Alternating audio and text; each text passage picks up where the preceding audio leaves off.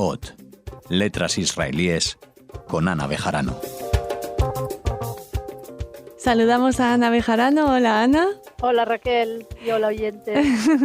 Y seguro que están ustedes deseando conocer este nuevo libro que nos prescribe Ana Bejarano. En este caso es una mujer, una autora, una poeta, Dalia Rabikovich, y el título es La túnica en llamas.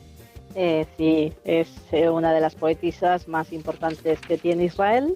Y bueno, hay que decir que creo que así en formato de libro en castellano solo tenemos este. Yo he buscado, sé que hay algunos poemas sueltos traducidos, pero si se quiere leer a esta poetisa, pues es a través de este libro que publicaron en 2013 dentro del marco de lo que fue la Feria del Libro de Guadalajara en México, que el país invitado era Israel, y que habíamos comentado en otros programas que hubo una gran labor traductora de autores hebreos. Sí. Y está publicado por la editorial Leviatán en Buenos Aires, y la versión del hebreo al español está hecha por Luisa Futoransky y Marta Teitelbaum. Sefardíes las dos.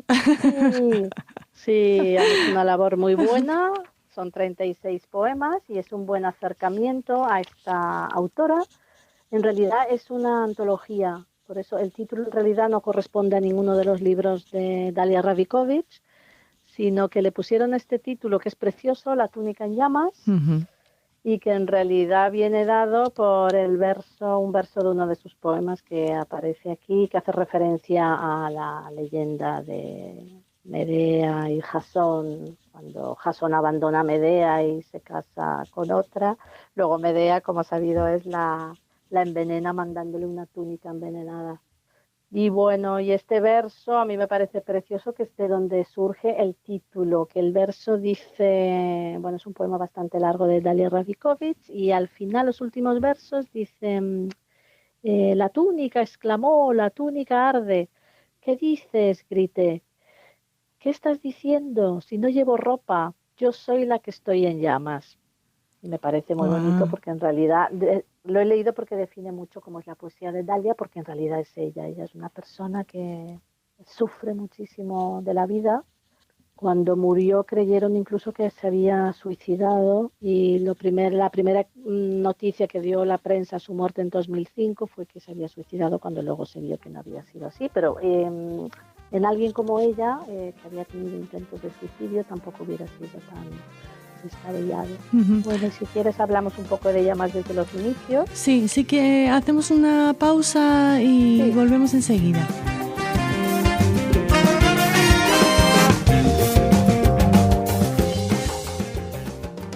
Es nacida en el año 1936, Dalia Rabikovich, en Ramat Gan, y para situarnos, es nacida en el mismo año que Aleph Bet Yehoshua, que nace ese mismo año en Jerusalén, y Amos Oz es del año 39. Ella pertenece a la generación de estos dos autores y se le nota mucho. Es ya de la generación del Estado, que es una poesía con mucha introspección. Ya hemos pasado un poco lo que era la conquista de la tierra y el funcionar como un nosotros. Ahora es la literatura del yo, y esta literatura del yo se nota muchísimo en ella. Su padre provenía de la comunidad, es interesante porque provenía de una comunidad china, su padre, de la comunidad judía china de Harbin. Bueno, en China, como se sabe, hay muchas comunidades judías, y su padre había inmigrado de la comunidad china de Harbin a Israel. Y su madre es ya nacida en Eretz Israel, pero también era de una familia importante, de un rabino, en su momento fue importante, Shmuel Homines, que era de los primeros constructores de la Jerusalén extramuros, cuando Jerusalén deja de estar solo dentro de las murallas, que es final del siglo XIX. Y bueno, ella queda muy marcada, Dalia, por la muerte de su padre cuando ella estaba a punto de cumplir 6 años. Su padre es atropellado por un conductor borracho y muere. Y es algo que le marca continuamente, y sabiendo este dato biográfico se entienden muchos de sus versos. Su madre, que era maestra de escuela, pues no podía mantenerla a ella y a los 2 hermanos pequeños gemelos con su sueldo cuando murió el padre atropellado, y de un día para otro.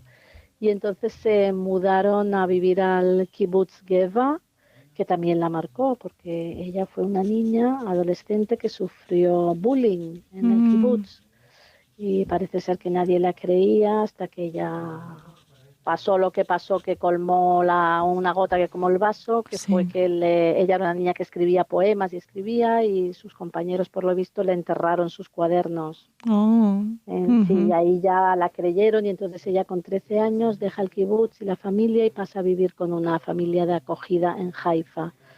Bueno, su vida es como, quizá a veces, no sé si nos gusta tanto hablar de la vida de los autores, pero su poesía es muy autobiográfica. Ella se casa muy joven con un escritor muy famoso que es Yosef Bar Yosef, pero dura 3 meses el matrimonio. Imagina, luego se vuelve a casar, también se separa, luego tiene un hijo con Haim Kalir, que es el único hijo que tiene Ido. Y bueno, su vida la verdad que es bastante tormentosa, y sobre todo estuvo muy marcada porque era muy depresiva. Ella tenía episodios graves de depresión, y esto también se nota mucho en su poesía y ella no lo oculta, lo cual le impidió también terminar el servicio militar en el ejército, que como sabemos en Israel es muy importante. Estuvo 8 meses y la licenciaron por problemas de salud, entre comillas. Y bueno, luego estudia en la Universidad Hebrea, en el Departamento de Lengua y Literatura, y se dedica a la enseñanza en un instituto para chicos de enseñanza media. Bueno, eso sería un poco su marco biográfico. Después podemos decir también en cuanto a su obra que publicó 10 poemarios, tiene 3 libros de relatos. Los relatos breves suyos son una delicia, y luego, como casi todos los escritores hebreos Niños, israelíes, ¿no? sí, niños, exactamente, literatura infantil, que es maravilloso también.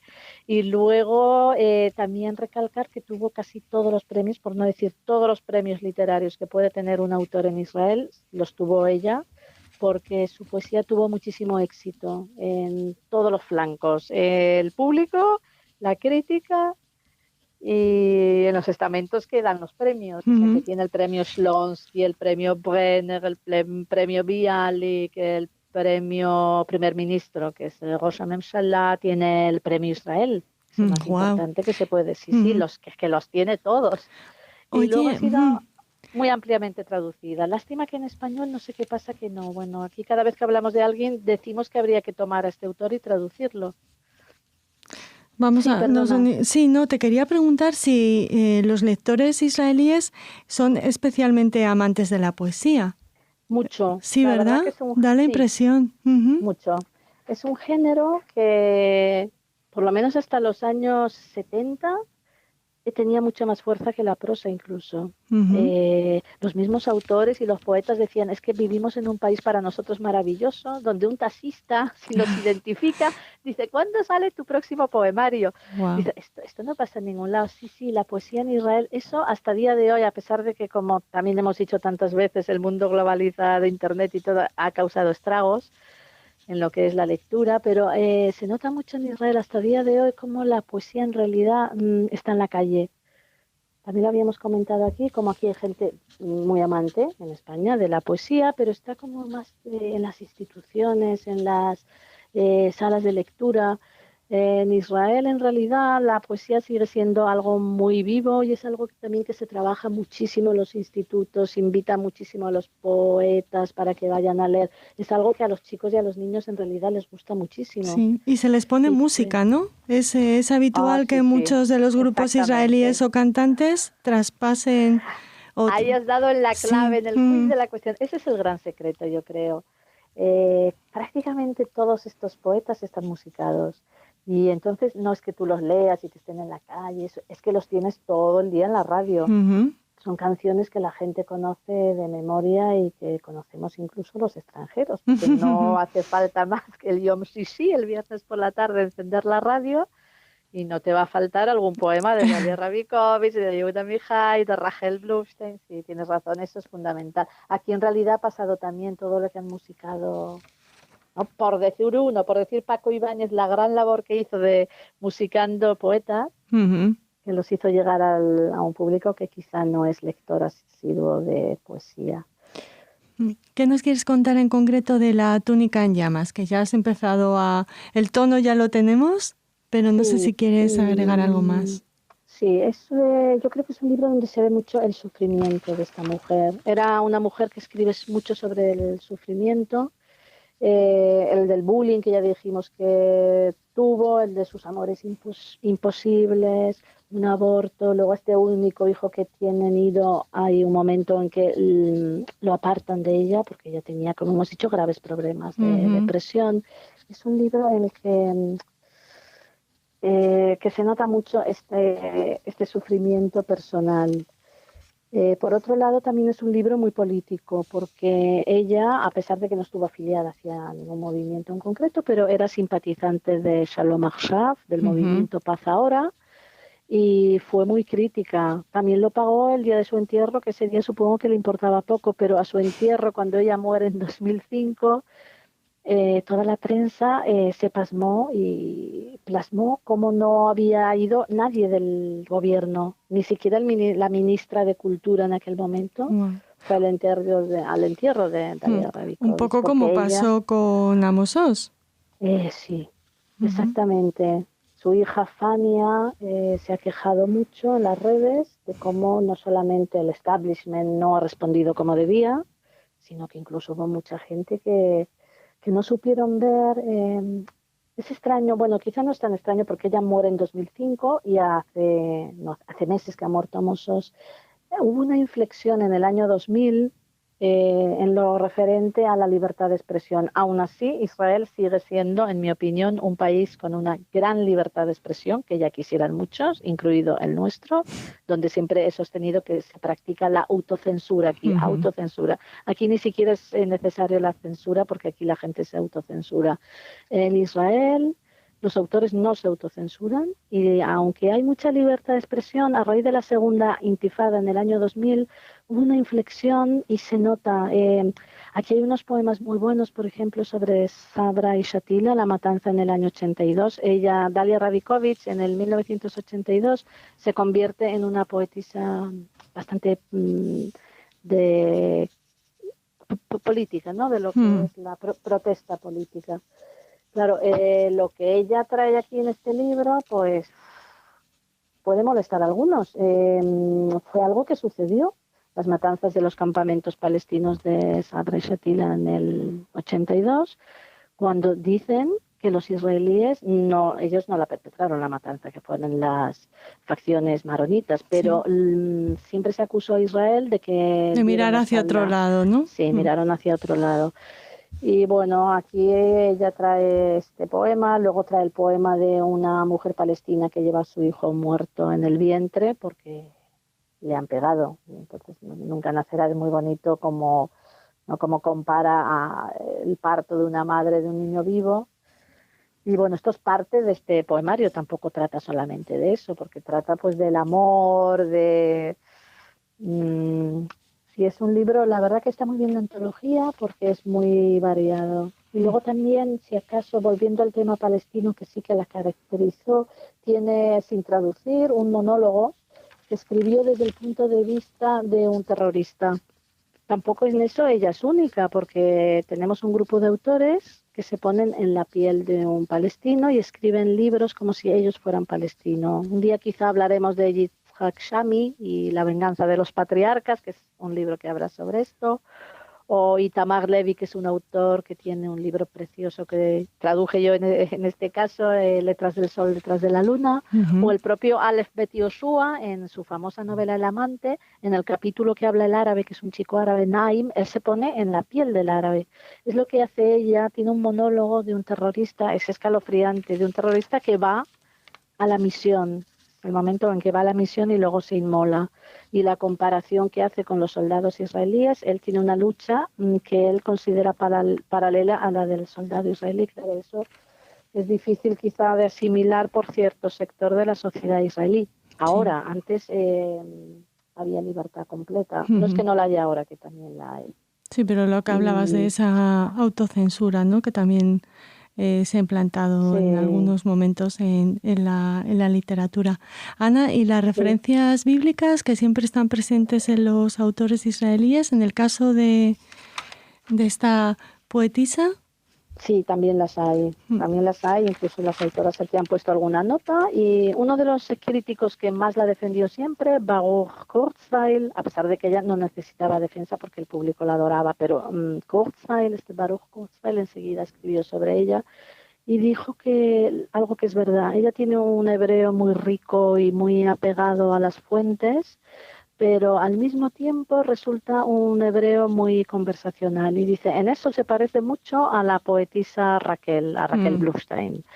Y es verdad, son dos poetisas que se parecen, incluso muchas de las citas y muchas de las referencias, a veces es a la Raquel bíblica y a veces es a esta Raquel Blustein. Sí, las referencias bíblicas es que están casi siempre ahí en todos los autores porque es algo que lo da incluso la propia lengua.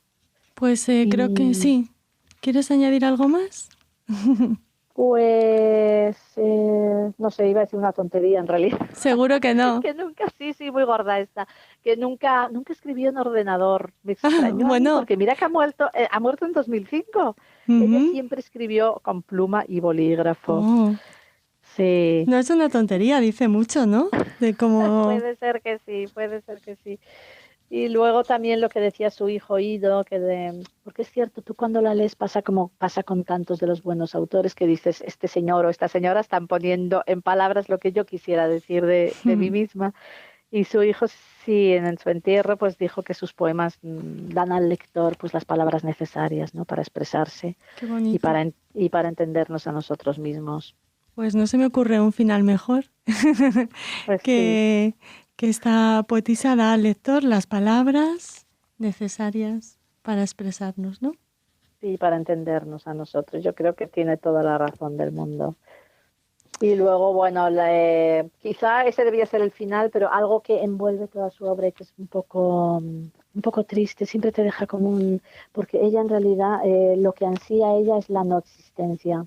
Ella como era una persona depresiva, sí. El mundo que ella desea es el mundo en el que ella ya no esté. Y eso se nota constantemente. Dice, mi mayor felicidad será ver el mundo sin mí. Wow. Es una amargura que siempre te queda después de leer sus poemas, pero no deja de ser una de las grandes, en mi opinión, una de las grandes. Bueno, siempre decimos lo mismo porque la verdad, en el sentido de que son grandes, pero es que lo son. Los autores que escogemos aquí son todos muy grandes. Sí, te agradecemos mucho que los elijas para nosotros y nada, animamos a los oyentes a leer La túnica en llamas y les convocamos para el próximo programa. Muchas gracias, Ana. Gracias a vosotros, Raquel. Hasta pronto.